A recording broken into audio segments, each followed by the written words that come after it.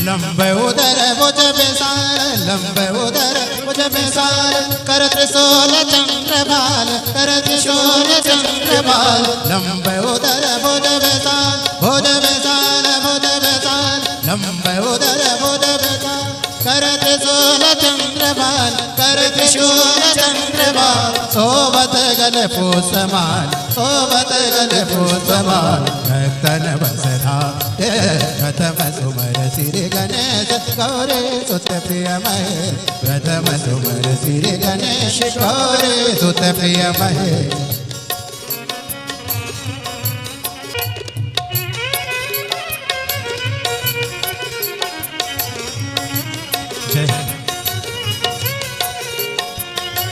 रिद्धि सिद्धि दो नार, रिद्धि सिद्धि दो, रिद्धि सिद्धि दो नार, रिद्धि सिद्धि दो नार। चमर करत बार बार, चमर करत बार बार, मोसक वाहन सवार, मोसक वाहन सवार। भक्तन हित का हे प्रथम सुमर श्री गणेश गौरी सुत प्रिय महेश, प्रथम सुमर श्री गणेश गौरी सुत गौरी सो। गणेश भगवान की जय जय श्री राधे। सभी भक्तों को हर हर महादेव सदा जय श्री कृष्णा। श्री शिवाय नमस्तुभ्यम। 7 दिवसीय सुंदर श्री शिव महापुराण की अलौकिक दिव्य कथा हम सभी पूज्य गुरुदेव के सानिध्य में श्रवण करेंगे।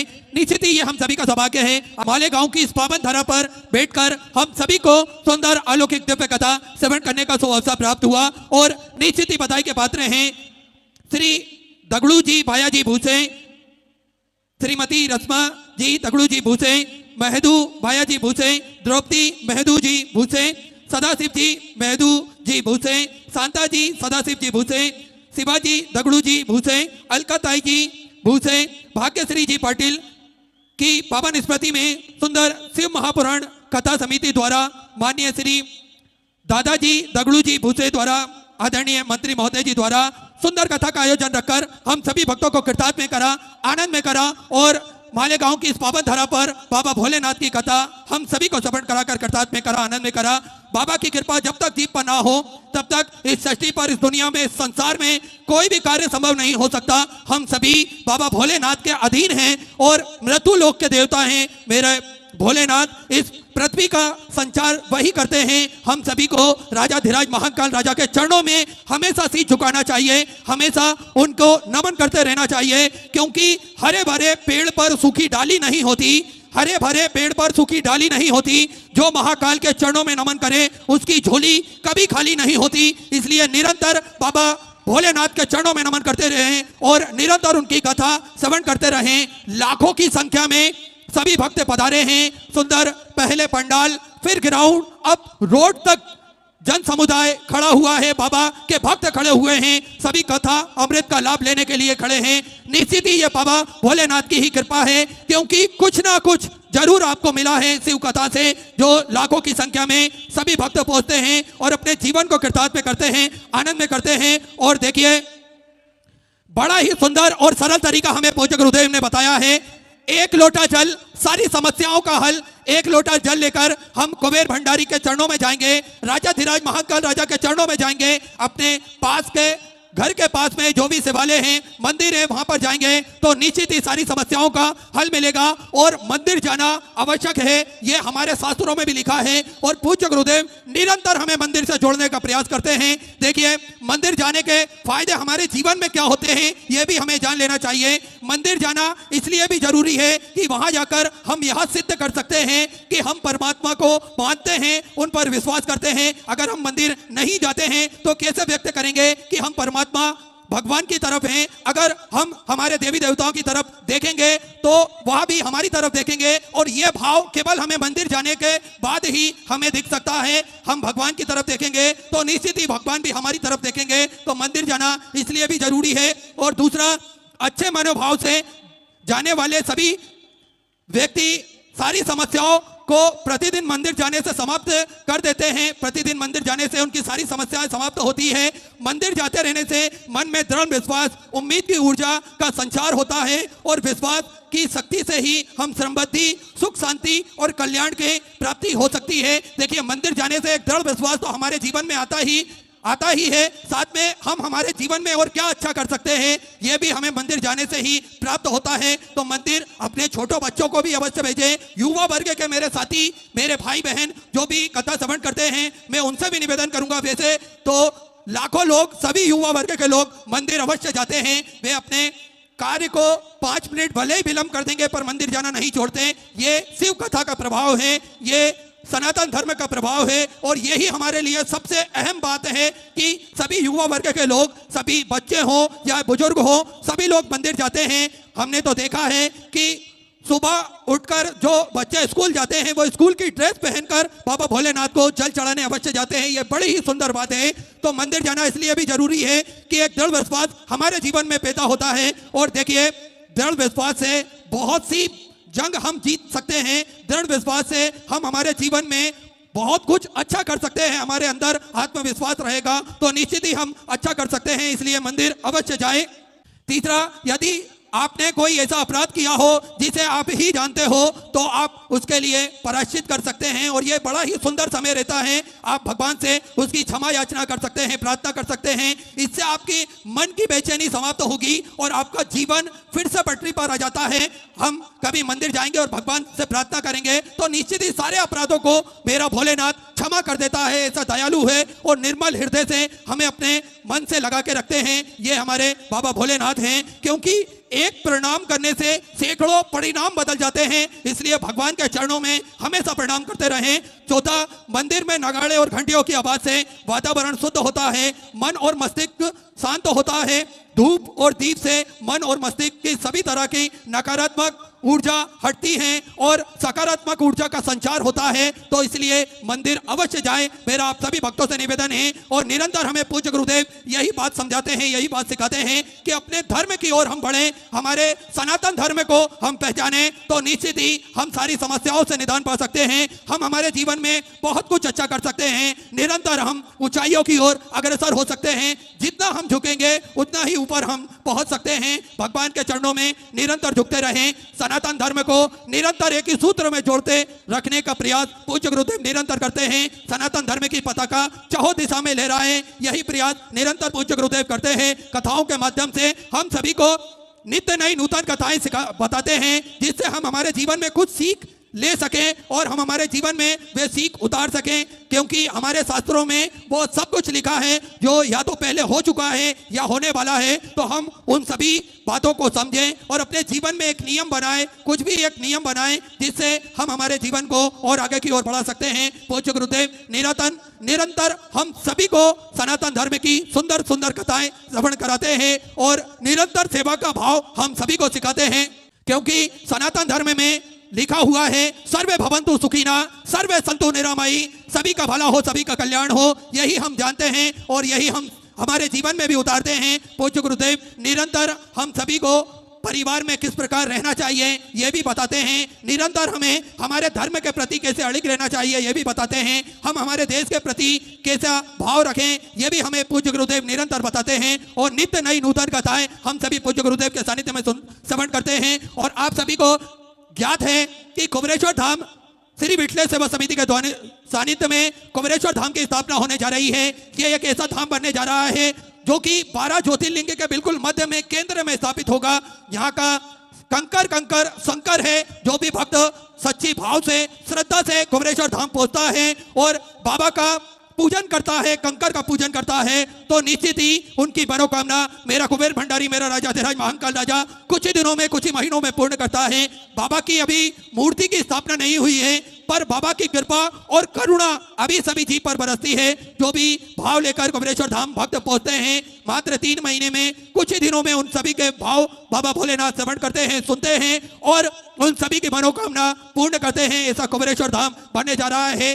सेवा के विकल्प में आप सभी को ज्ञात है, चाहे स्वास्थ्य से संबंधित हो या फिर किसी की आर्थिक समस्या हो, वे सभी का निदान श्री विठले सेवा समिति करती है। और निरंतर आप सभी को एक रोजगार मिल सके, ऐसा प्रयास हमेशा श्री विठले सेवा समिति के सानिध्य में होता है। जिन बच्चों की फीस भर नहीं पाती है वे साल भर की फीस श्री विठले सेवा समिति भरती है। और साथ में वृद्ध आश्रम का निर्माण कार्य चल रहा है। साथ में गौ माता की सेवा प्रतिदिन सुचारू रूप से चालू रहती है और मानव सेवा में निरंतर भोजन भंडारा प्रतिदिन चलता है, जिसमें लाखों सैकड़ों भक्त भोजन भंडारे का आनंद लेते हैं और अपने जीवन को कृतार्थ में करते हैं, आनंद में करते हैं। ऐसा सुंदर भाव कुमारेश्वर धाम की पावन धरा पर प्रतिदिन होता है और ये सारा जो कार्य होता है वह आप सभी के सहयोग से होता है।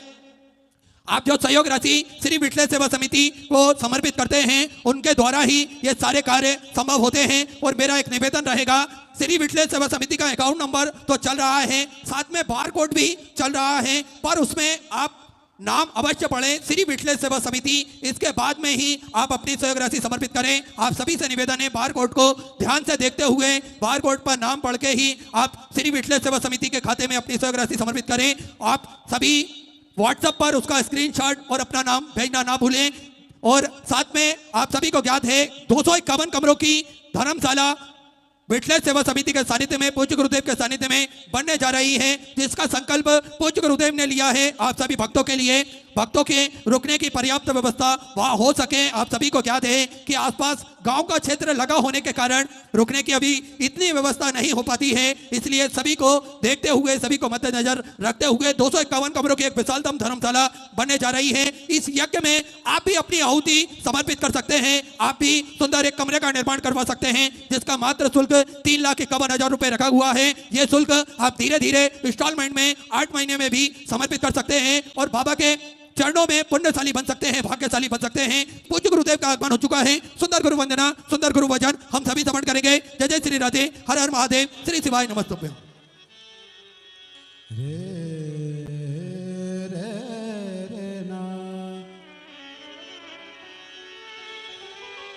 गुरुर्ब्रह्मा गुरुर्विष्णु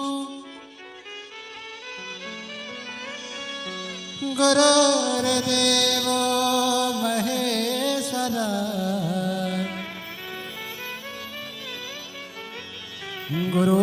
गुरुर्साक्षात् परब्रह्मा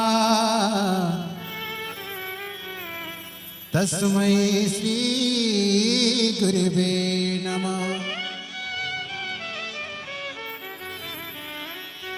एक तुम्हीं आधार सतगुरु, एक तुम्हीं आधार, एक तुम्हीं आधार सतगुरु, एक तुम्हीं आधार, एक तुम्हीं आधार सतगुरु, एक तुम्हीं आधार, एक तुम्हीं आधार सतगुरु, एक तुम्हीं आधार। ओ खोज फिरा संसार सतगुरु, एक तुम्हीं आधार, एक तुम्हीं आधार सतगुरु, एक तुम्हीं आधार, एक तुम्हीं आधार सतगुरु, एक तुम्हीं आधार।